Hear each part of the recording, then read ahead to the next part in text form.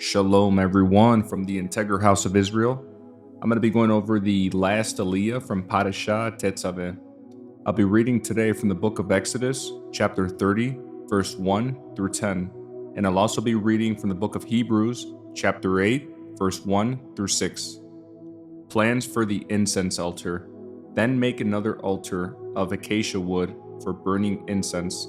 Make it 18 inches square and 36 inches high, with horns at the corners carved from the same piece of wood as the altar itself. Overlay the top, sides, and horns of the altar with pure gold, and run a gold molding around the entire altar. Make 2 gold rings and attach them on opposite sides of the altar below the gold molding to hold the carrying poles.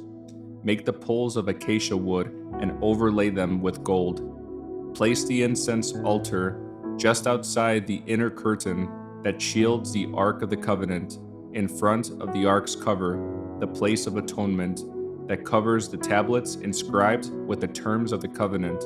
I will meet with you there. Every morning when Aaron maintains the lamps, he must burn fragrant incense on the altar, and each evening when he lights the lamps, he must again burn incense in the Lord's presence. This must be done from generation to generation. Do not offer any unholy incense on this altar, or any burnt offerings, grain offerings, or liquid offerings. Once a year, Aaron must purify the altar by smearing its horns with blood from the offering made to purify the people from their sin. This will be a regular annual event from generation to generation, for this is the Lord's most holy altar. Next, I'll be reading from the book of Hebrews, chapter 8, verse 1 through 6. Christ is our high priest. Here is the main point.